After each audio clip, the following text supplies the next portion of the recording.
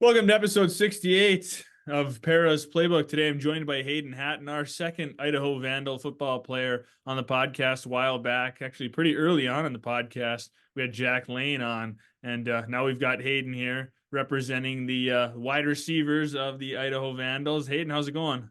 It's going well, man. If I would have known what podcast number it was, I would have let somebody else do one more, and then I would Yeah, I'll have to start. I should have told you that. I should have said, "Hey, you want to have. hold off?"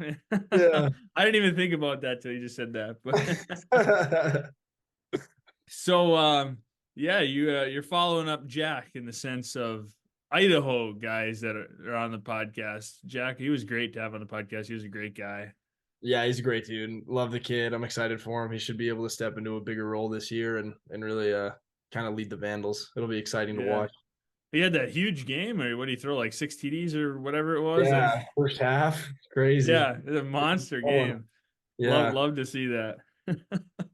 So before Yeah. we dive into this year and like your career and everything, why don't we talk about your recruiting a little bit? I mean, I know your brother is on Idaho too, so I guess I want to kind of add that into that. Did that factor into your guys' recruiting? You wanted to go to the same place, or was it kind of coincidental? How'd that all unfold in high school? Yeah, man. I mean, we were like my parents wanted us to go to the same school. We didn't think we'd end up going to the same school. Just with the recruiting process, it's so crazy. And we both get opportunities at different places early in our playing career, like in our junior year. But I had a funky recruiting process, man. I didn't really know what I wanted to do past school. I didn't know what I was necessarily prioritizing when going to a university. And so I had my first scholarship was Nevada Reno. My second scholarship was Brown, which is Ivy League, and then my third scholarship was Louisville. So it was like a little bit of everywhere, right? Yeah, Like you get like a P5, you get Mountain West, and then you get a Ivy League school, and it's like like what do I consider? And my parents, just being great parents, were like, hey, you're going to the Ivy League, like like you don't have a choice, like or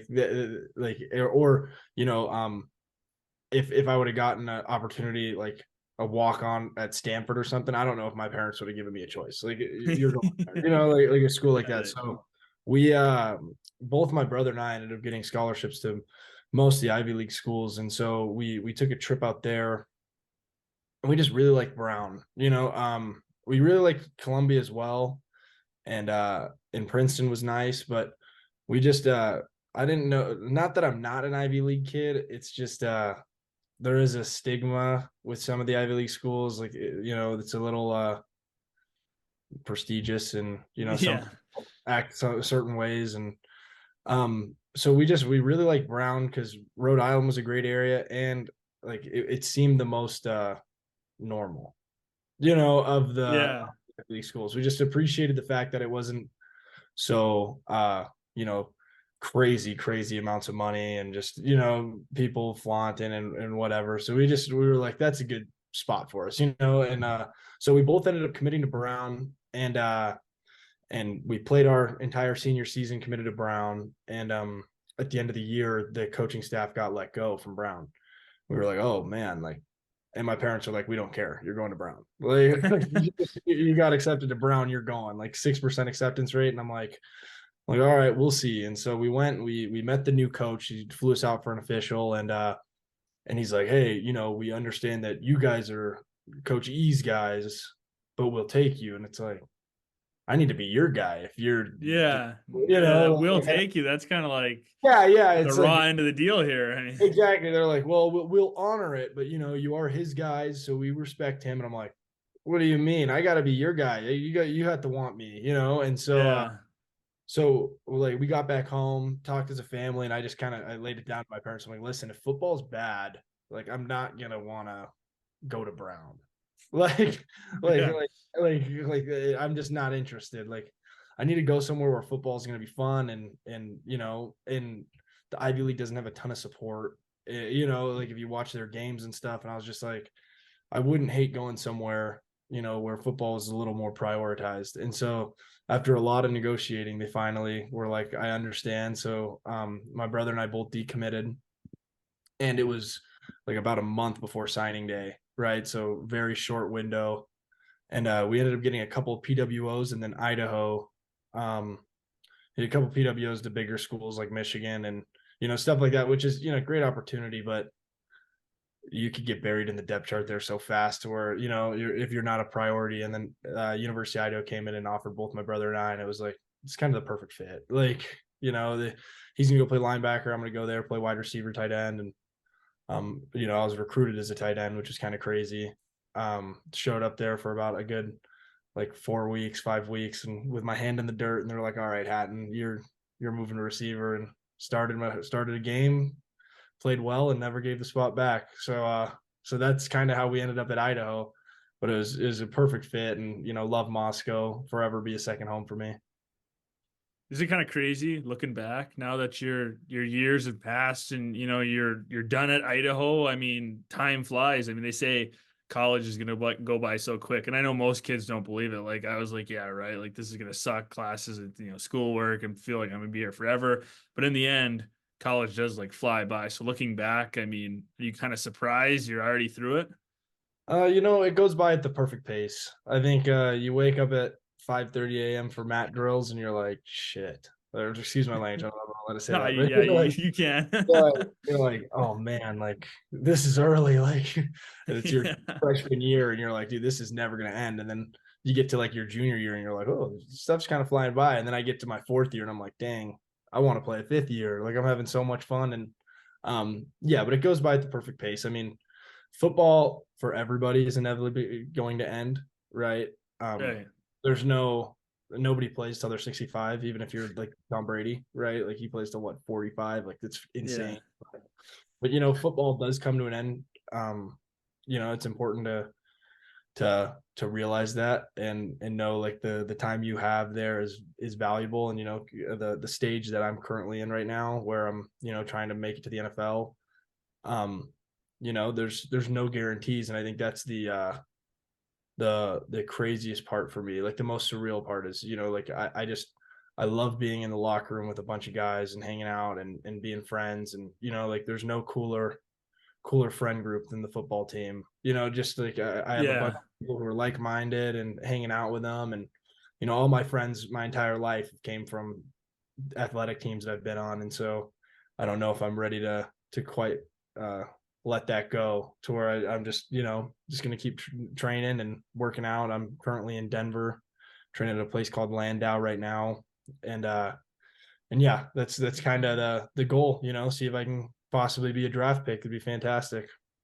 Yeah. And we'll talk about that in a little bit later on in the episode here. But I mean, one good thing too about kind of the modern pro football scene is, I mean, you've got the CFL, you've got now the XFL and the USFL are combining, and you've got like arena leagues. You got a lot of opportunities to play professional football or like get noticed. Obviously, the NFL is the first goal, but there are a lot of other opportunities now that haven't always been around or haven't always been as big. So that's kind of a nice thing to have, when looking at taking that next step. And I guess there's a lot of guys you see nowadays that play 1 year in like the USFL or whatever, and then they end up on NFL rosters the following year. So there's so many different paths to get to the NFL. And obviously, you just have to get drafted or signed. It doesn't really matter how you get there. You look at guys like Tom Brady. Yeah. I mean, Yeah. drafted so late, or Brock Purdy, Mr. Irrelevant. I mean, it really doesn't matter where you get drafted as For long as you sure. get a chance. If I was Brock, I'd prefer not to have been drafted because then he could renegotiate. Yeah. Yeah. No, yeah, exactly. But I guess all you really want is that opportunity, that chance. For But yeah, sure. we'll dive into that a little more here in a sec.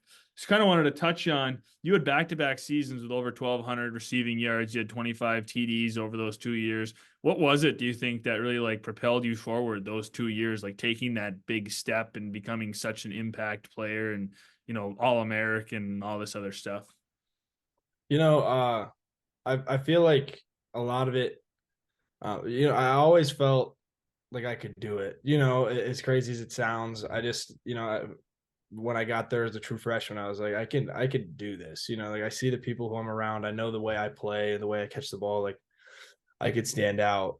it's more about proving to everybody else that you can do it. Like, and that Right. kind of comes with like your opportunities in a game are really only given to you through the opportunities you provide yourself in practice. And so going out and really impressing, because I averaged 100 yards a game with Paul Petrino when we played during the COVID year, and then he got released, and so a new coaching staff came in, and that new coaching staff didn't necessarily trust me at the start. I don't blame them. I had shoulder surgery. I missed spring ball, and I kind of had to reprove myself to these new coaches and go, hey, like I'm a player, but they're not just going to give me the ball more in the game just based off what I've done in the past. I have to really prove it to these guys. And so, in the 2022 season, I scored my first touchdown in game 5 and finished the season with 16. Yeah. I slowly but surely kind of showed them that I could play, and I granted myself more and more opportunities on the field with just what I was doing off the field and what I was doing at practice, to where that's the biggest, I think the biggest thing that for my career, and I'm so thankful for it, is I just, I really earned the team's trust and the coach's trust. Yeah, exactly. So through all that success, all those years, I mean, you guys have had some good seasons, especially this past year, making the FCS playoffs, making a little bit of a run. What's your best memory? Is there a game, like a certain game that really sticks out in your memory, or is there something else that, like, just kind of looking back at your time with Idaho football? Winning a home playoff game in the Kibby Dome is pretty special. Like, that's something that hasn't been done in I don't know how long. I think it's like 25, 30 years or something. So being able to be part of that team and leave kind of a legacy there for the Kibby Dome is fantastic. Ranked top 4. You haven't seen that in a long time for the Vandals. And so just being able to be a playmaker on a team like that and be able to go back and look at the banner that shows playoff wins and stuff, and see the ginormous gapping of years between previous to ours is pretty cool.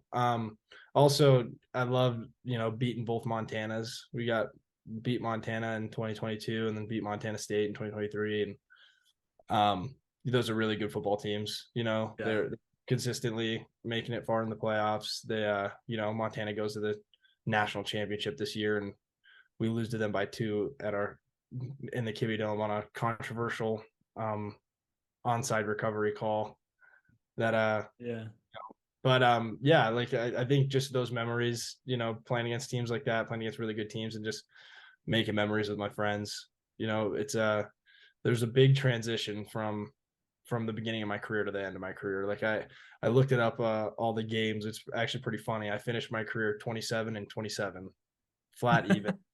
And I'll tell you, it was not I was not positive at the start of my career. Yeah. Yeah. That was all in the end here. Yeah, exactly. Had a lot more losses when I first got in. So feels cool to be a part of that transition and flipping the script for the Vandals. So, with that being said, and then like some of your success, did it ever cross your mind about transferring? I mean, with like the portal being such a huge part of college football, did you ever think about it like, man, I'm putting up numbers and maybe we're not doing as great. I could totally go somewhere else, or were you always like Vandals for life?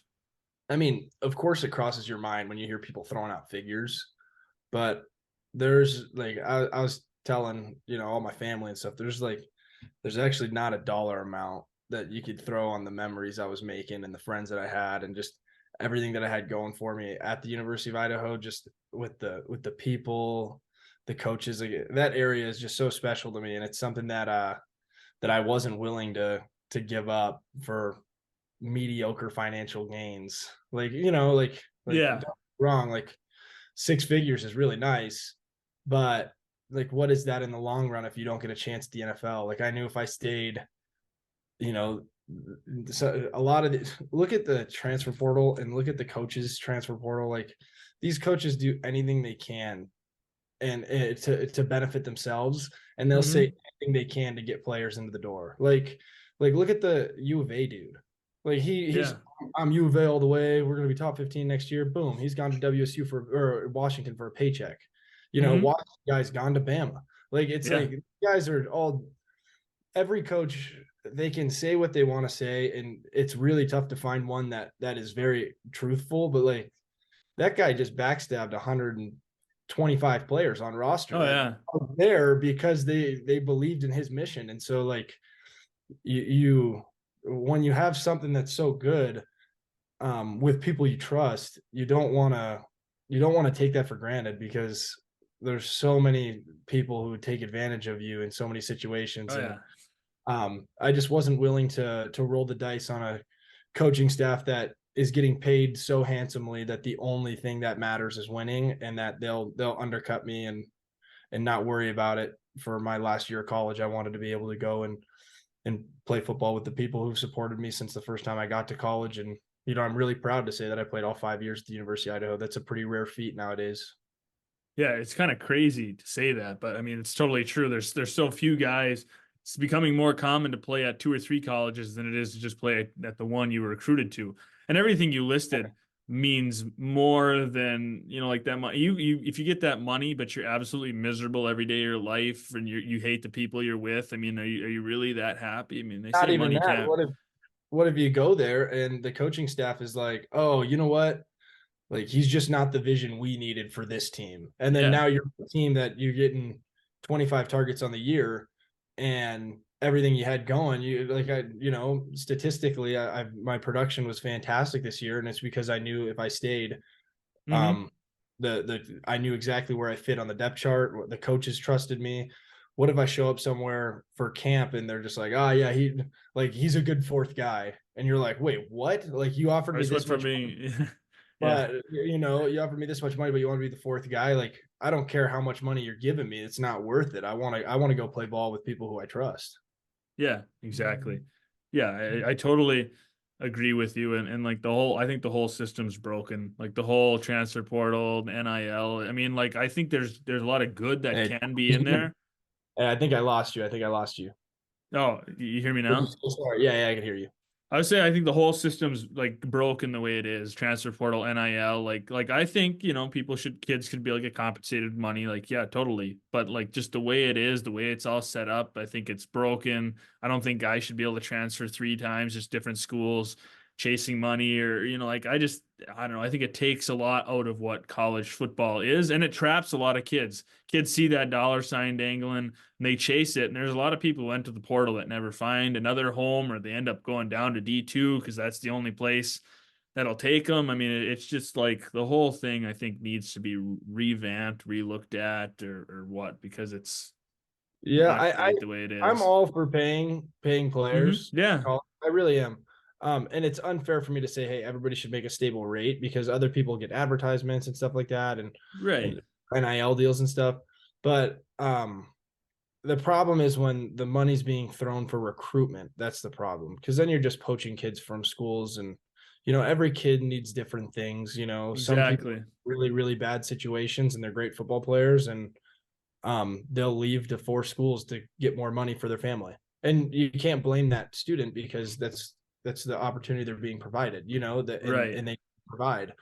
But but it's just wrong when you see these huge schools have the bigger bankroll. And now if you're a FCS school, like I'll probably be very very few and far between of the amount of people that'll do what I did and stay, instead of chase a lot of money. Yeah, exactly. There's going to be a lot of people who money is going to mean more to them than what all the things you listed, right? They're just going to want to chase that money. And I mean the whole thing, it's a business. I get it. It's always been a business, but I think it's becoming too much of a business, and like they don't care about the kids' lives, futures, all that. I mean, if you're a coach, and like you said, you and kind of backstab your players. Yeah, and if they're throwing you cash, like that doesn't mean they have to play you. They might, they Right. feel like they've already compensated you. They're like, you know what, we gave him 85 grand. Like if he's not playing, who cares? Like on to the next. I don't care if he just left to a new school and he's in a bad situation again. Like he can hit the portal again. We already paid him. Like like Right. Yeah, and that's why like the whole system's broken in a sense. yeah. I mean, it wouldn't surprise me if a lot of these schools with huge endowments are all 5 stars. sooner or later, and they're not, and they're just clumping together for a school that is willing to give them all trucks. And and again, I Yeah. don't blame I don't blame No, them at no, all. you can't blame the kids. I mean, if this is the Yeah, it's not opportunity you're their given, fault. why not run Yeah, for it's it? not I their mean, fault. I'd do it no. too. And the only Yeah. reason why I didn't was because I already had built such a stable foundation, and NIL kind of only became a thing my last year. Like I Right. wasn't Yeah. like if I was younger and I produced numbers there, there's no guarantee as a sophomore when I'm averaging 100 yards a game. If somebody calls me and offers me that much, I might be like, I'm out of here, But Yeah. I was already so deep, and Yeah. you can't retract time and see everything, but I don't disagree with any kid for leaving. I also don't disagree with any kid for staying, just because everybody's in different situations. And Exactly. you know Right. And I mean, if they just make a few different rule changes, then like things will be different. I mean, yeah, if you give somebody the opportunity to do it, they're going to do it. I mean, you yeah, can't I think blame a kid, my especially opinion, kids who have never seen that much money before in their lives. I mean, it's for like, sure. holy My smokes. opinion, I think all NIL is fine, right? But I think it shouldn't be able to come from boosters or like people that are. I think it should be a flat game check, the same way the NFL gets game checks. Yeah. But every kid is stable across, because like I was getting more NIL money at Idaho than a lot of my teammates, and I was very fortunate for it. But I think it's unfair that those kids are doing the exact same things I'm doing, and they're not getting paid a game check of like, even like a kid like that, giving them $1,000 a week, game check, here you go. Yeah. Like that Yeah. If would you be gave everybody a stable just a game check that, stable game check, then it's like that's what you get. And if you get any opportunities to become or get an NIL deal at another place, and you get that as well. But that would keep kids more consistent from leaving, as if you gave them, like, this is what right. you're anything NIL related is all on you. Yeah. You Yeah. know, Exactly. Endorsements, brands, stuff like yeah, that. That's all extra. name, image, and likeness, not like, oh, like, hey, you come here, we'll get you a truck because we have the Sanderson Ford dealer here. Yeah. Yeah. Like, Exactly. you know. Have you ever seen the movie Johnny Be Good? No, I should watch it. It's It an sounds 80s, very familiar. 80s football movie. It's exactly what's happening now. Like they're just trying to lure Johnny in, and he's it's like Robert Downey Jr. and a couple other like guys are in the movie, and they're trying to lure him in. So it's the same thing. They're like one of them buys his like friend a car, and his friend is like trying to convince him to come, and they're throwing elaborate parties and like talking about the deals they're gonna sign. And this is back in the 80s, and I just watched it the other day, and I was like, man, this was supposed to be like a comedy movie, but so much of this is true the way Yeah, things I were. gotta watch that. I gotta watch that for sure. Yeah. So on a different topic, kind of like NFL draft prep and stuff. I mean, what are some of the steps that you still have to do, things that you've done? I know you were just at the Hula Bowl. What are some other things that you kind of have to do in the process for preparing? It's a really interesting time for me, because every off season I'm training like technique and routes and ball skills, and I'm still doing that. It's just everything's focused towards your pro day, like combine events, Yeah. so I never did track. Um and and it's interesting how much like form and everything goes really into running. I've just kind of Yeah. see ball, get open, my whole life, like, Yeah. um to where like running a 40-yard dash is crucial in this time period for me, and running a good L drill, and you know um 5-10-5, just all these things are it's millions of dollars we're talking about. For Exactly. Things millions. that can boost your Yeah, draft boost anything status. that can help you, broad jump. So it's really, I've just really dialed in, because now I'm down in Denver, training at Landau Performance. It's a great place. I'm really happy with where I'm at, and um every day I'm going in there and I'm working on, I'm weightlifting training 2 days to get ready for my pro day or combine if I get the invite. So did you have an agent already, like prior to prepping for the draft, or is that something like you had to get this year? Yeah, no, I got an agent at the end of the football season, but I kind of Okay. knew I was gonna go with the whole time. Like I had Yeah. an idea. There was a couple people in it. I was very fortunate. A lot of people reaching out to me, and got to narrow it down to the guy I think suited me best, and you know, we just Right. click well. Yeah. So he can handle a lot of the things, help you, with decisions and whatnot. Yeah, for sure. The it's a lot of it is representation too. It's just important to have somebody in Yeah. your side who knows people. Yeah, exactly. Right. Networking and, whatever. Mhm. So, I mean, are you nervous, excited, like for the coming months, with Oh, everything that's I'm coming? so excited. I'm so excited. I really love my life right now. Like it's pretty Yeah. fantastic. I love getting up, working out, hanging out. I'm being helped, which is nice. You know, having Yeah. some having my agent back me, which is I'm very fortunate for. And Yeah. uh, People in your corner that want to see you succeed. yeah, exactly. And so I'm in a good position right now, and now it's just really dialing everything into to being the becoming the best athlete I can be. Physically.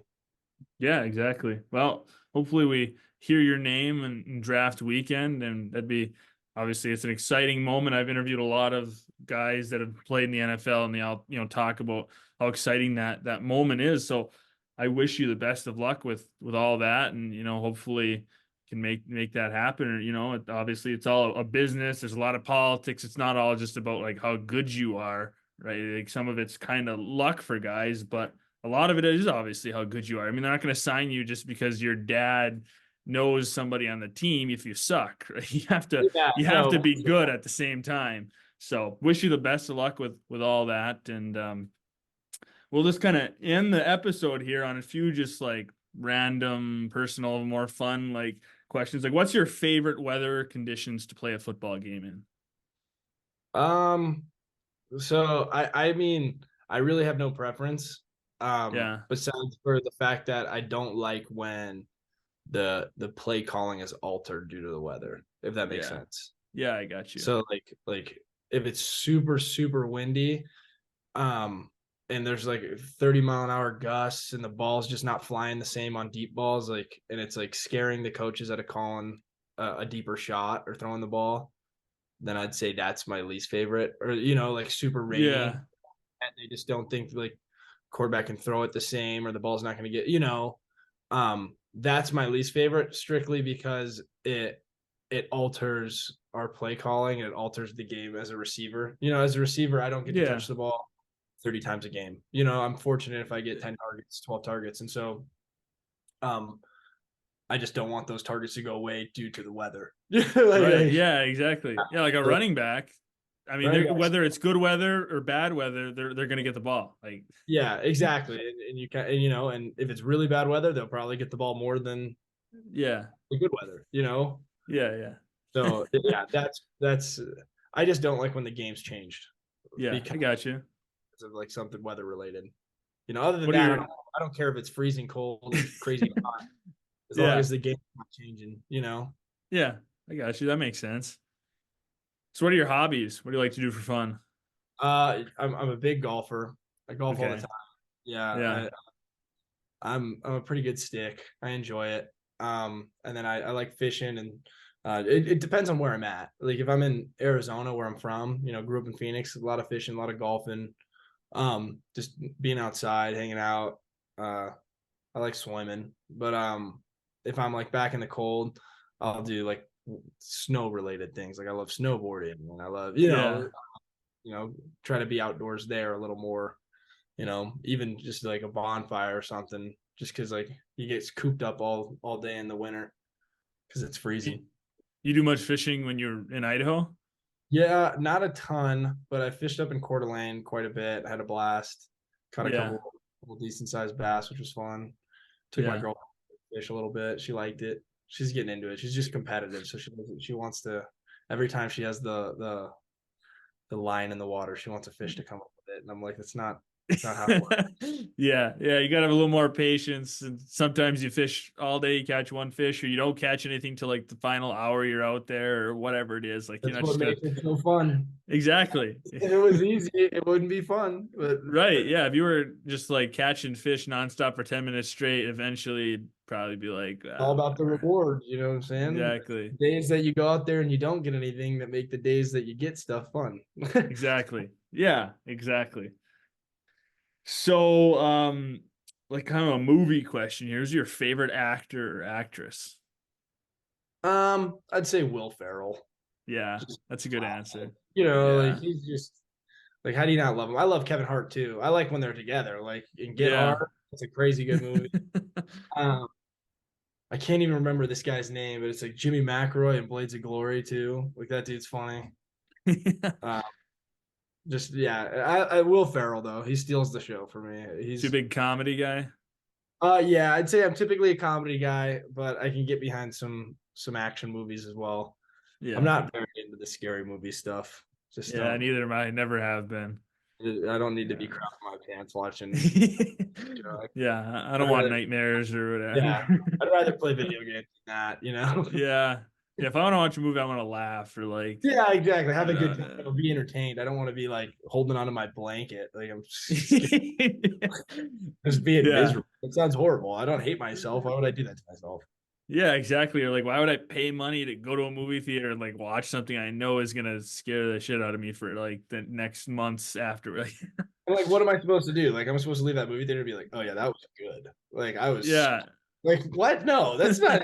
Oh, like, I want to be like, dude, that was hilarious. Like, I could watch yeah, that. You know? yeah, yeah. I agree with you. Totally agree with you. I'm more of a comedy. Or, I like real like true life stories too. Sometimes, like if I'm gonna watch something like I don't know, war movie or like something like Yeah, Hacksaw Ridge or whatever. You know what I yeah. mean? Like, Hacksaw Ridge.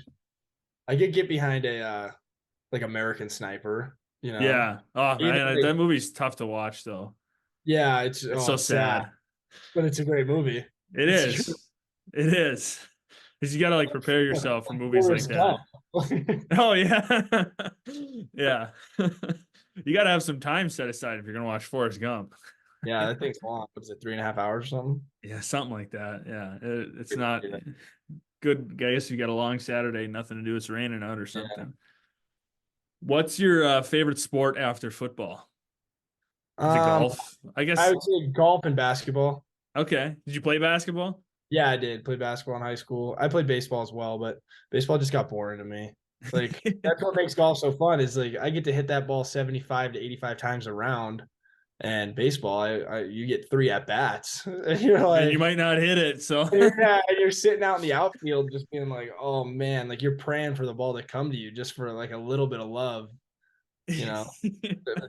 But basketball, you can go get an old board. You can go, yeah, I like it. Right, I or at like least you're basketball. playing defense. Like if you're out on the court, even if you're not touching the ball, you're still like engaged in the game as long as you're on the court. And I mean, Yeah, you can make something happen if you're on the court.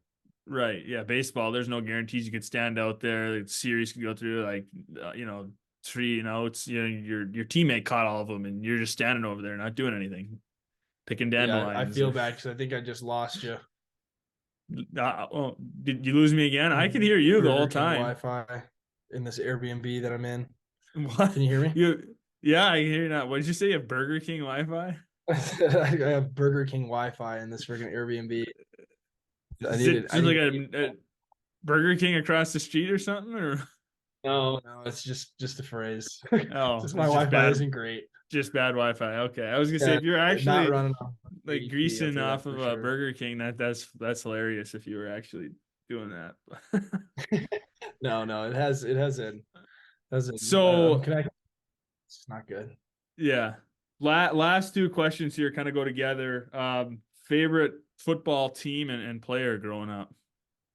My favorite football player of all time is Larry Fitzgerald because I grew up in Arizona. It's Yeah, like the man. Like, right, wide receiver. It fits. and I'd be willing to argue he's the greatest Cardinal of all time. Just I love the guy. I think and what he does for the community too. Like he stayed a Cardinal when he didn't have to. Like Yeah, he had that loyalty that that just you can't you can't make up anymore, especially nowadays. It's even worse, like we were talking about earlier. So Yeah. yeah, I love Larry, and I'd say I'm a Cardinals fan for sure. Just growing up in Arizona, I get frustrated with the management there. I feel like they don't want to win games as badly as I want to win games. So it makes me, Yeah. You feel like you could manage the team better than they are. and not even that. It's just like we have we're not going out and getting the players we need to be getting, and we're just okay being mediocre. And like Yeah. I don't want mediocre. Like if you have respect for like the Rams. So I became a Rams fan, as of recently when they transitioned to LA. Just because they're out there trying to get everybody they can. They're making I love Jared Goff, and they cut Goff and they lost to Goff, which is like a Cinderella story for them. But they're trying to win games. Like you have a respect for that. Like Right. Then they they started flipped the around. season so bad, but they were still pushing for the playoffs at every moment. There are a lot of teams that have been like, yeah, let's shoot for the top 5 pick. Or Yeah, so I started watching the Rams when Todd Gurley was the running back, and just kind of followed the Rams a little bit more, which is weird because same conference as the Cards, but I just hate the Cards now, man. They bought. Yeah. I want them to be good. Like they can be good. They're in such a great location. Like you're in Phoenix, Arizona. You could stack that team up so quickly. Like people want to be in Phoenix. You're never gonna have a snow game if you're playing in Phoenix. Like there's just so many pros that it's like, dude, Yeah, it's you like walk out of the stadium and you feel ASU. good. It's ASU just drives me crazy too. Like even college football, I'm like, dude, you guys can out recruit everybody in the country with your location. Like just bring them and let them see how amazing Phoenix is. yeah. Like if I was a kid and getting recruited, like I'm a kid who grew up in Phoenix and they didn't want me, and I would have went there in a heartbeat. And then my last 2 years, they're reaching out to me every year trying to get me to come back. I'm like, screw you guys, I'm staying at Idaho Yeah. now. Like, like I was there, Yeah. So What is it with um, Arizona sports teams? A lot of them suck. The Diamondbacks obviously had a great year. I'm actually a big Diamondbacks fan. yeah, Diamondbacks. Last time we won, 2001, Luis Gonzalez on Yeah. the walk off. Um, It's coming around though. Corbin Carroll's a monster. He's insane, and the rest of the team, a lot of young talent. But the Suns not the greatest. The Coyotes suck. The yeah, Cardinals Coyotes suck. are I mean, bad. Suns are coming around, but you just don't know, man. It's tough to know yeah. with the NBA. Hard to tell if anybody even cares anymore playing in the NBA. That's true. Like you watch college basketball compared to the NBA, and you're like, Jesus, that's defense. Like now the Yeah, over exactly. I love college basketball. it cracks me up. Like you look at like games in the past and stuff, and like now the NBA is all gambling. Like even like the in season tournament, they're showing it up in the top right, and it's like you look at the spread, the over under spread, and it's like 240.5 points, and you're like, the score's supposed to be 120 to 121. Like you're kidding me. Yeah. Like if you used to score 100 points, like back in 2015, it was a big deal. Like when LeBron and the freaking Heat used to do it, it was like, no way. Now they Now it's score like, 150 easy. now if you're under 100 points, you're like, oh my God, they didn't even show up to play. And you're like, what? It's Yeah. crazy.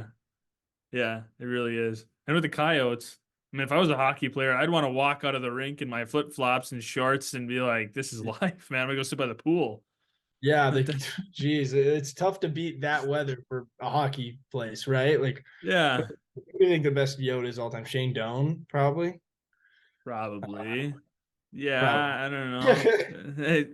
Hopefully, I'm not Yeah, disrespecting anybody. That's just in my time. They're semi new team too.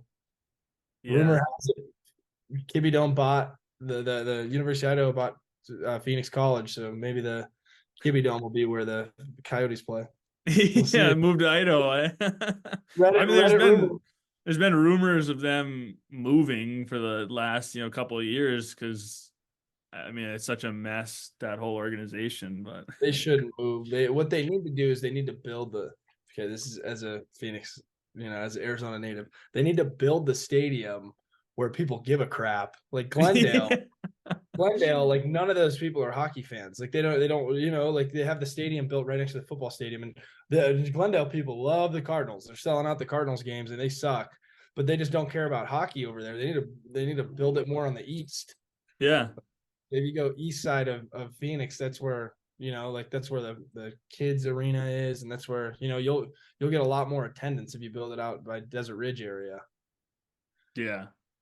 So we'll Yeah, see. they definitely need a move, but I mean, who knows what'll happen. So yeah, Yeah. you never know with that kind of stuff. And there's so many organizations that are a mess. I'm a big Titans fan, and I'm so pissed with what's happening with our Yeah. organization right now. Firing Mike Vrabel, that was so stupid. He's not the problem. Yeah. He's gonna get his job. I'm glad the Cowboys brought back their head coach. I don't think he deserved to get fired. He still had an amazing season. No. I was Yeah, like, you're gonna yeah, get rid of him and get Belichick is what like all the rumors are. I'm like, Belichick couldn't win a game this year.